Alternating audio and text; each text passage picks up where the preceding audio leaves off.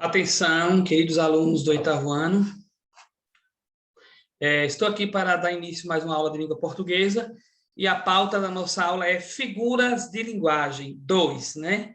Já vimos algumas figuras de linguagem e agora vamos ver outras figuras de linguagem, né? Porque é uma infinidade muito grande de figuras de linguagem que nós temos a ver, né? Então, vou reproduzir para vocês o nosso slide. Vai ser bem curto esse nosso vídeo. E vamos aqui agora apresentar a aula de língua portuguesa para o oitavo ano do professor Emanuel Arcanjo, né? Então, nós vimos que figuras de linguagem, a metáfora e comparação, fazendo aquela diferença, onde metáfora é você atribuir um significado utilizando palavras de um campo semântico de um conjunto de significado para se referir a outro conjunto. Quando eu digo que o meu amigo é um cordeirinho, significa que ele é manso. Então, eu quero dizer que ele é um cordeirinho.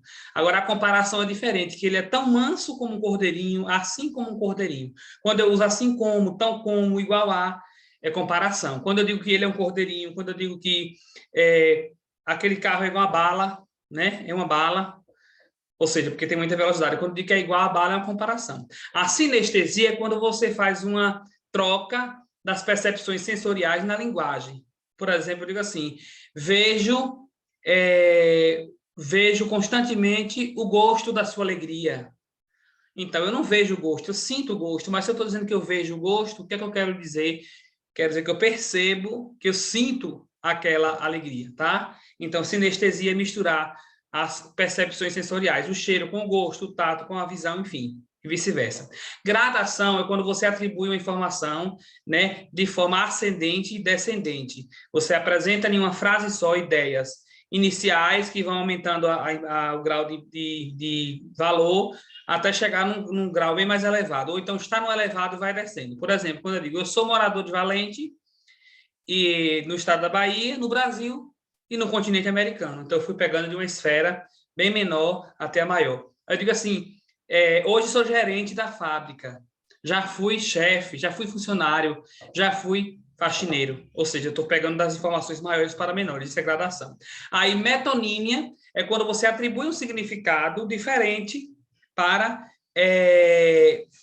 uma relação de contiguidade, ou seja, você fala de alguma coisa se referindo a algo que tem a ver com aquela coisa, né? Ou seja, você troca a parte pelo todo, o autor pela obra, o continente pelo conteúdo, o singular pelo plural, né?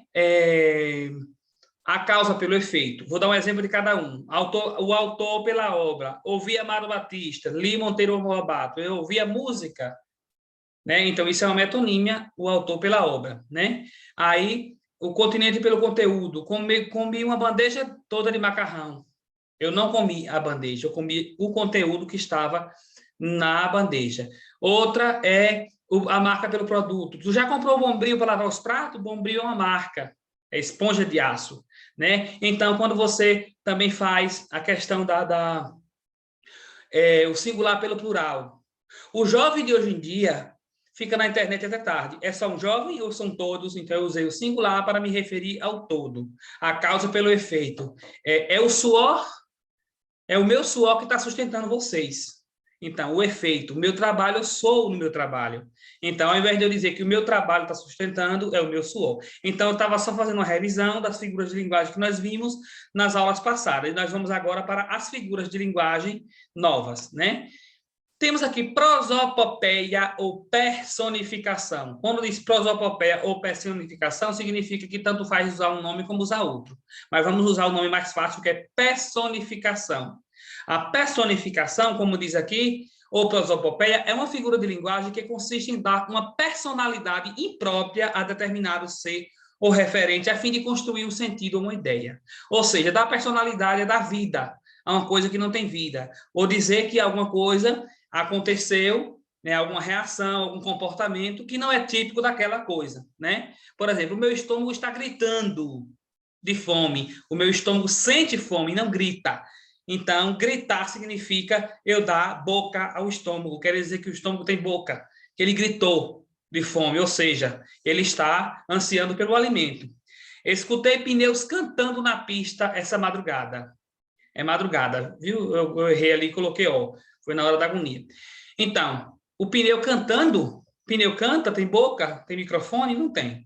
Então, é atribuindo a personalidade que o pneu não tem, que é cantar. Mas o cantar é porque eu quis dizer o quê? Que ele saiu com muita velocidade, saiu fazendo barulho. Um beija-flor falou no meu ouvido que essa amizade é namoro. Um beija-flor falar, beija-flor, né? Falou, eu tenho uma metáfora, que beija-flor não fala, beija-flor é uma pessoa, e eu tenho aí a prosopopeia porque ele não fala, ele canta. Significa que alguém falou no meu ouvido, mas não foi o beija-flor. Lágrimas correm dos teus olhos. Lágrima corre? Lágrima, né? Lágrimas saem dos olhos, escorrem dos olhos, lágrimas. A boca da noite vai ter a minha novela preferida. Noite não tem boca, né? Todos os rios correm para o mal, ele não corre. Ele se direciona para o mal, mas ele não corre. Correr é algo de pernas, né? Hipérbole. A figura de linguagem por nome hipérbole significa exagero. Eu estou exagerando. Estou falando algo com muito... Essa que vocês mais usam, né? Hipérbole é a figura de linguagem que consiste em enfatizar uma ocorrência de forma a cometer um exagero, visando transpor um sentido de emergência no discurso. Então, eu vou falar exageradamente. Dê-me um segundo para resolver a situação. Ou seja, quando você fechou a boca, já passou o segundo. Então, exagerou. Falou há alguns segundos, me dê um segundo para eu resolver. Então, exagerou. Que em um segundo não se resolve. É um exagero. Dizer que é muito rápido. O mundo inteiro já sabe dessa história. Gente, o mundo tem 6 continentes. Como é que o mundo, o planeta todo vai saber de uma coisa? Então, é uma forma de exagerar, dizer que todo mundo já sabe. Eu morri de medo daquele escuro pelo qual passei na estrada. Morri? Eu morri? Eu estou vivo aqui ainda, porque eu morri. Então, morri é um exagero, dizer que estava com tanto medo que eu morri. Então, esse morri aí é uma forma de exagerar. O bolo assou demais, ficando duro como pedra. Um bolo ficar como pedra? Não existe. Então, esse duro como pedra é uma expressão exagerada, para dizer que não ficou bom, ficou duro, né? Tem um oceano de informações valiosas. Um oceano, com quanta água, a gente tem condição de ter um volume de informação igual às águas do oceano? Não tem. A minha autoestima está nas nuvens. Olha, como é que eu vou estar nas nuvens? De forma nenhuma. Então, tudo isso aí é exagero. Figura de linguagem chamada, denominada hipérbole. Eu tenho aqui eufemismo. Quando você é eufêmico, é quando você é tapeador, ou então quando você tenta agradar, tenta não ser ignorante, tenta falar tudo com paciência, com calma, tentando ajeitar, né? Eufemismo é a figura de linguagem que consiste em suavizar ou tornar menos pesada a informação a ser transmitida em um discurso, né? Ou seja, tornar suave, tornar agradável a informação. Dona Maria, o seu filho ficará retido em um espaço público de detenção. Ele ficar retido em um espaço público de detenção significa o quê? Ele ser preso na delegacia. Ele foi para a delegacia. Mas para não chegar direto para Dona Maria e dizer que o filho foi preso, diz o quê? De forma tapeando. Seu filho ficará retido em um espaço público de detenção por ter cometido um ato ilícito. Ele roubou. Para não dizer que ele roubou, disse que ele cometeu um ato ilícito, que foi esvaziar a bolsa de uma madame rica, roubar a madame, né? Dou-lhe com o coração doído a notícia de que o veículo que trazia sua mudança recebeu uma prensada na BR, deixando com os pneus voltados para cima. Ou seja, colidiu e virou. Para não dizer que colidiu e virou, que bateu e virou, né? Disse que ele recebeu uma prensa e ficou com os pneus voltados para cima. Virou. Seu rosto apresenta um aspecto de quem não teve contato com água há bastante tempo, ou seja, seu rosto está porco de sujo. Se há bastante dia você não vê água, para não dizer que seu rosto está sujo, né? Então, é isso que é o eufemismo. João partiu dessa para o melhor, quer dizer, ele morreu, né? Então, é esse tipo de coisa que nós denominamos eufemismo. Aí, antítese. Antítese vem de antônimo. Antítese, antônimo. Duas ideias contrárias dentro de uma mesma frase. É a figura de linguagem que consiste na apresentação de ideias opostas em uma mesma sentença gramatical. Exemplo, admiro o branco dos olhos daquela menina e os seus cabelos negros. Em uma frase só eu falei do branco e do negro. Uma grande fartura naquela mesa, enquanto falta paz nos corações dos moradores da casa. Então, fartura e faltura. Fartura é ser farto, ter muito, e fartura é faltar. Então, ao mesmo tempo, eu estou falando uma frase da fartura e do que falta, né? Em plena noite gelada, e nós curtindo aqui um forró de pegar fogo na festa de São João da escola. Ou seja, estou falando do gelado e estou falando do calor, né? Assim é o clima desértico. Gelado demais à noite, enquanto o sol derrete toda a esperança de vida. Ou seja, de noite faz muito frio e de dia calor. Estou falando de ideias contrárias, ou seja, uma antítese. Marcos formata aparelhos celulares e hackeia os mesmos, enchendo de vírus para ganhar o dinheiro de novo do novo conceito. Ao mesmo tempo que ele limpa o celular, ele suja. Ele faz as duas coisas. Pobre menina rica, ó, pobre e rica, ó, muito dinheiro e sem fama, sem nem amigos. Então, é isso que é a antítese. A última é ironia. Ironizar, isso você já conhece. Eita, mas fulano é irônico, fica falando com tom de pirraça, a gente chama de pirraça, né? Para ali zombando, humilhando. Então, ironia é zombaria, é sarcasmo, é humilhar, é dizer algo de forma para fazer graça, para pirraçar mesmo. Só que a gente não usa o termo pirraçar na língua portuguesa, né? Ironia é uma expressão sarcástica e zombeteira por parte de quem produz o discurso, pois uma mentira é apresentada no lugar de uma verdade, com o intuito de desqualificar o interlocutor.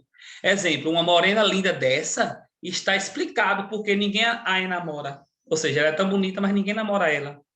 Ou seja, ela é feia, horrível, né? Quis humilhar. Parabéns pela atuação como atacante do time. O atacante é o que faz o gol, né? É o que manda o gol para a trave. Você perdeu apenas 8 chutes a gol e fez um gol contra nessa partida, né? Ou seja, é tão bom atacante assim que fez gol contra e perdeu 8 chutes a gol. A sala hoje estava em paz com a presença de Joaquim na aula, pois só foram quebradas apenas 9 cadeiras e a professora, coitada, tomou 2 comprimidos para concluir a aula. Ou seja, eu quis dizer que ele quebrou tudo, tá uma guerra, né? Então, é uma mentira. Vou te contratar na minha empresa, Fernando. Já que você gosta de dormir até meio-dia e acha tudo que pede nas mãos. Ou seja, jamais tu vai trabalhar para mim, porque tu é preguiçoso, né? Eita, professor de português bom, mano. Só escreve umas 5 palavras erradas no quadro a cada 15 palavras que escreve. Ó, será que é sabido? 15 palavras, 5 erradas. Então, isso aí foi ironia, gente. Criticando, humilhando, usando expressões sarcásticas para tentar falar uma mentira.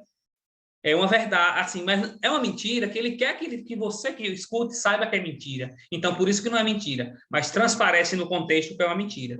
Então, era só isso que tinha para vocês. Espero que vocês tenham compreendido, tá? Então, vamos à nossa atividade.